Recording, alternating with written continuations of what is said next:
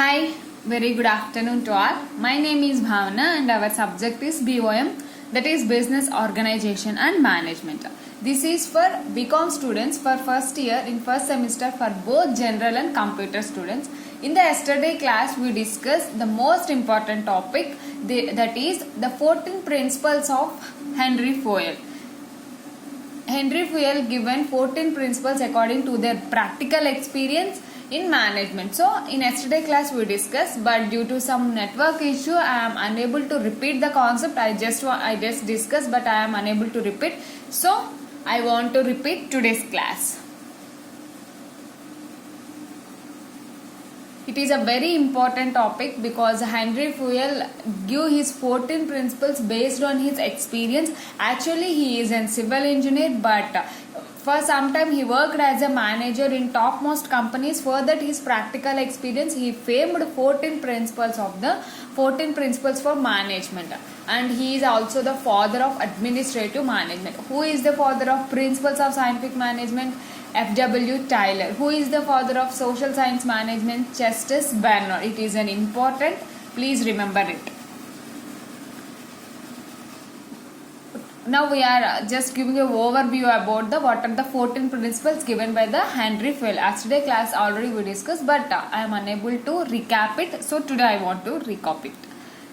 First, Henry Fayol was a French mining engineer. He is the first mining engineer, not a civil engineer. He is a mining engineer who later turned a leading industrialist and a successful manager. First, he is a mining engineer. Next, he want to turn into an industrialist and a successful manager. For his practical experience only, he gave 14 principles according to their management.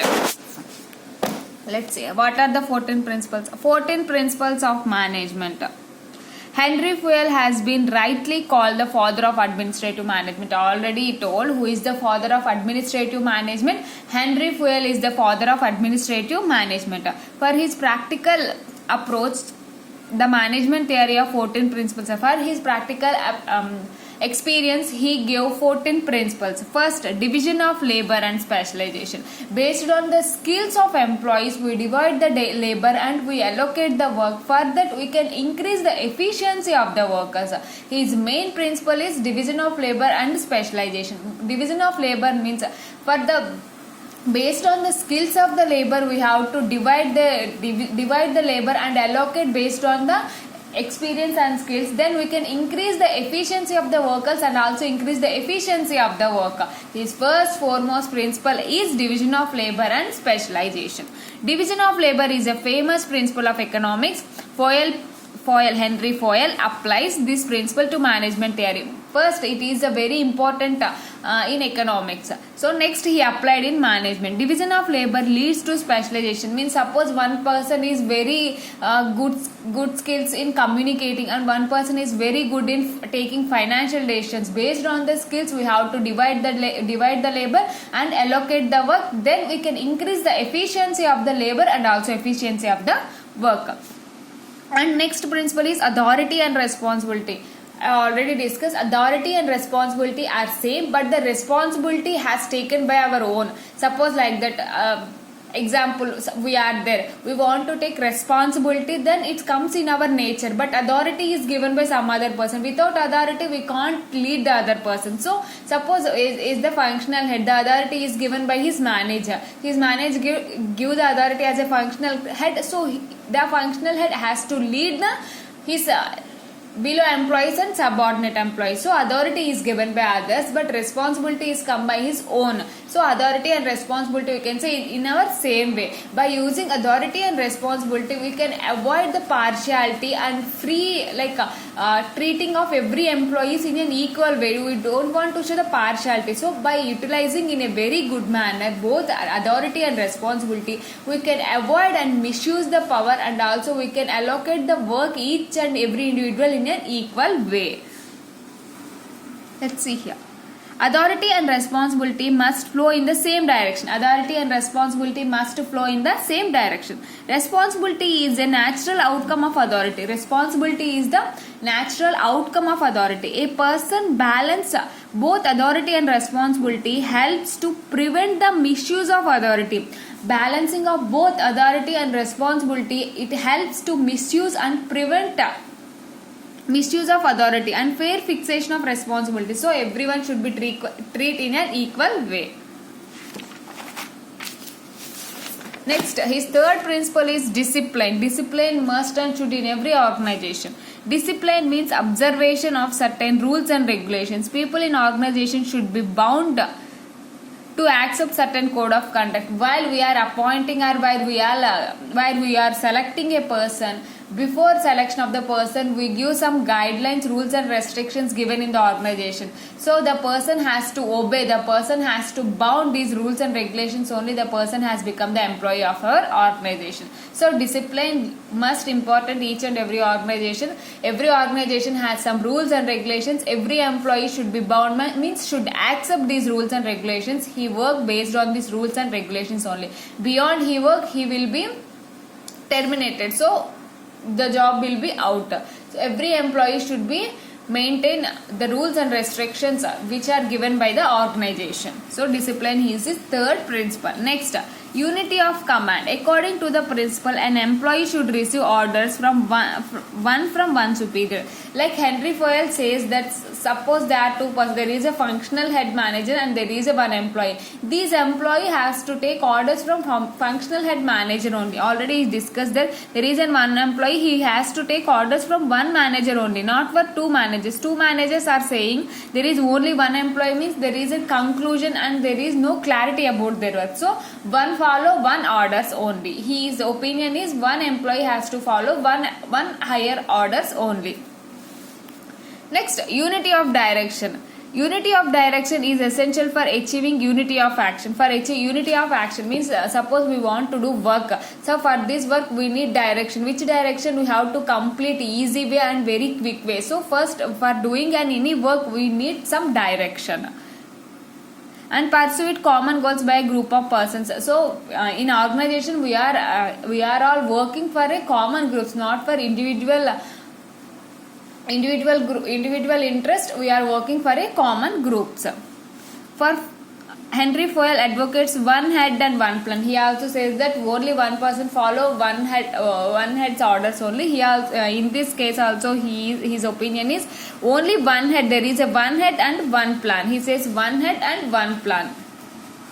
Next, subordinates of individuals. Subordinates of individual interest to general interest. Actually each and every person has individual interest, but in the organization first we have to take care of the organization goals, then only we can concentrate on our individual goals. Means we want to improve our career, but before that we have to concentrate on our company goals, then only you can go for the individual goals. Company goals we can say it is a short term, but our individual goal is a long term. So first we have to consider the short term goals, then only we can consider for the long term goals.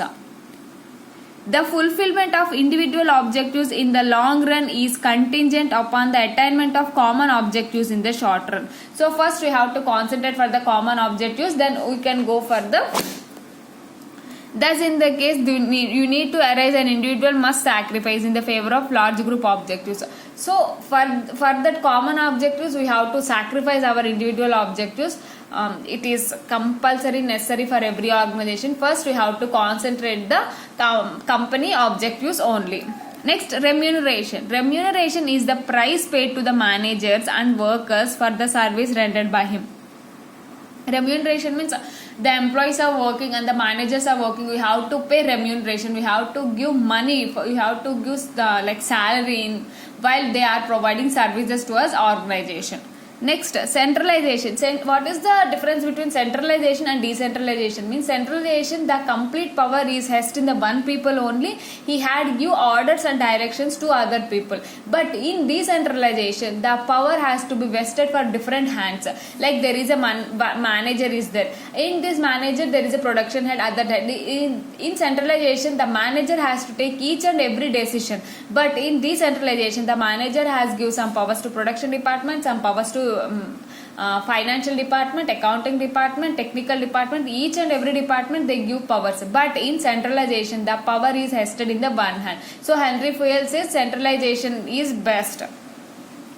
Everything that goes to increase the importance of subordinates role, it is decentralization. In decentralization, everyone role is important, but in centralization, only manager role is important.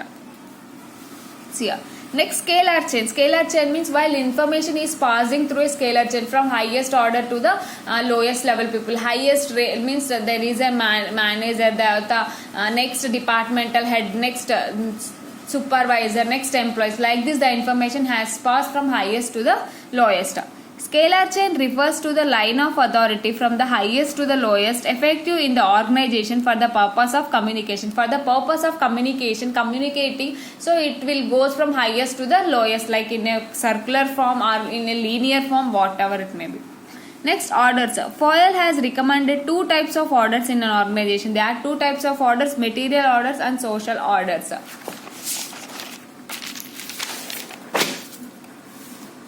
Material orders is described as the place for everything and everything in its place. Like material orders is mainly concentrate on the place, means while we are producing some goods, in which market we have to sell, which market is suitable for the goods. So it comes all materials comes under the material factors. And social factors means recruitment of a human employee, and while giving his promotion, demotion, like this, all things comes under social orders. Next, equity. The principle of equity implies a sense of fairness and justice to all. The observance of principles of equity alone makes personnel loyal and devoted to the organizational philosophy. The principle of equity means we have to treat each and every individual in an equal way. There is no partiality, there is no discriminations. So we have to maintain equity. Next, stability of tenure. An employee needs time to adjust with new work and its environment and demonstrate so efficiency and higher performance. So suppose there is a new employee came into an organization. For adjusting our environment, every people has need some time. Suppose example, we are shifting from one house to the other house. So for adjusting the other place, we need some time. So in the organization also as well, while new person is entering into our organization, he needs some space for adjusting him. So every employee has to adjust in this new organization. Next, initiative. Initiative is a freedom to propose and execute plan, to have freedom in the respect and greater satisfaction to an intelligent person. Means like Henry Fayol says that there is an initiative. Initiative means every person has to take initiative for express their opinions, but every person has no right to implement these opinions. But every person in the organization has a right to express their opinions. Next, esprit de corps. Esprit de corps, it is a French phrase. It is a French word which means union is strength. Esprit de corps means union is strength. It means spirit of loyalty and devotion to the group. Means in the group, we every individual as work as for the common objective. So they form a group for achieving our organizational goals. These are all about the Henry's 14 principles of management. So next we are, and up to now we completed 3 units, guys. If you have any doubt, up to 3 units, we completed 3 units. Each and every topic I discuss in a clear way. I need not to leave any topic. Each and every topic in our syllabus, I discuss each and everything. Now today we are entering into our 4th topic. Fourth unit is planning and organization. So if you have any doubts up to 3 units I want to repeat any concept, please let me know. Then I definitely repeat it. And now we are entering our 4th unit. Our 4th unit is planning and organizing. Today we discuss what is the meaning, what is the definition of the planning, some introduction about our planning. Let's see here. Planning is a fundamental function. Already we discussed in our third unit what is planning, what are the objectives of planning, what are the features, or we are discussed in very clear cut way. Now also again we are discussing. Planning is a fundamental function of management. It is a fundamental functions of management. It is a primarily of an intellectual exercise. For every organization, before we start an organization, planning means which type of organization we want to stop, what are the steps to be taken, and what are the decisions to be taken. Everything before starting a business we have to plan. So it is a primary function. You can say planning is a primary function. Planning is the process through which a manager looks for the future and discover alternative course of action for effective corporate achievements at all levels. Planning is the process. We can say it is a continuous process. There is no end for planning. Planning is a process through which manager looks. Suppose there is a manager, he looks for the future and discover alternative courses. He want to discover new alternative courses of action, the effective corporate achievements of all levels. Because of for achievement our goals, the manager look alternative course of action. So we can say planning is a continuous process. When manager looks future based on our achievements, so there is an alternative course of actions. It is the base of all managerial activities. Planning is the base of all. What are the managerial means for solving problem and also taking a right decision, controlling, coordinating, managing, staffing, etc. These are also each and everything we discuss in our third unit. What is controlling, what is objectives and features, each and everything in a clear way. If anyone do not watch the video, please kindly go through and watch all the videos. Up to now we complete each and every topic in up to 3 units. This is about the planning. Next, what is the definition of the planning? Planning is deciding in advance. Planning we have to be decide in advance only, means before starting a business we have to be decide. So you can say it is a decide in advance. What to do, how to do, when to do, and who to do it. What to do, what we do, how to do, in which way we want to do, when to do, what is the time for starting a business, and who to do it, who is the person who starts the organization. Everything before starting an organization we discuss. Planning bridges the gap from where we are to where we want to go. Planning, it bridges means it constructs a bridge, like means it connects the people. Bridge means connecting the ways. So planning bridges the gap from where we are from where we want to go. Suppose I am here, I want to go from other place. So what is the way? It shows the way. Before I am starting to walk from reach my destination, I want to plan before starting. Then only I can reach within a correct time. So planning acts as a bridge between what we are and where we to go. This is the definition. And next, planning is a continuous process. It is already we discussed. It is a continuous process of making present entrepreneurial decisions systematically with the best possible knowledge of their futurity and organizing systematically the effects needed to carrying out these decisions and measuring the results of these decisions against the expectation through organized systems feedback.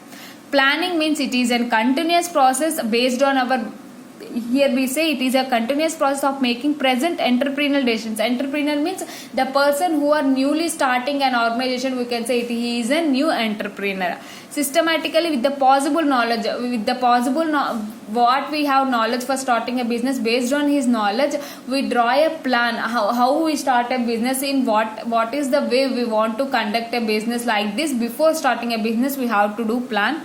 And based on the futurity and organizing systematically the effects need to carry out these decisions. We need effects for carry out the decisions and measuring the results of the decisions. Not only for carrying the decisions, we have to measure our taking our decisions is correct or not. We have to measure our decisions against the expectations. We expect something but the outcoming output is something, so we have to measure through organized system. Like everything is in organized systematically, so we have to give feedback. This is also definition given by one author. He says it is a planning process based on our knowledge. We have to take a action, and we have to take decisions, and after the taking of decisions we have to measure the decisions we are correct or not based on our expectations in a systematic way, and we have to give some feedback what are the results coming for taking these actions. One of the authors said this definition. So already we discussed planning. It is a continuous process, where to do, how to do, what to do, and who to do everything, and planning acts as a bridge between from where we are, from where we want to go. So it is about the definition, meaning of the planning. We can say it is a fundamental planning, it is a fundamental action. I hope you understand this lecture. If you have any doubts regarding now, up to now we complete 3 units guys. I want to show it. Let's see here. Up to now we complete our 3 units. Now we are starting our 4th unit. Up to 3 units, you have any doubt, or I didn't miss each topic. I cover each and every topic in this syllabus paper. I cover extra also. So if you have any doubt, please let me know guys. I definitely clarify your doubts. You can text me in WhatsApp, then I definitely give reply. Thank you so much. Have a nice day. Keep smiling and study hard guys.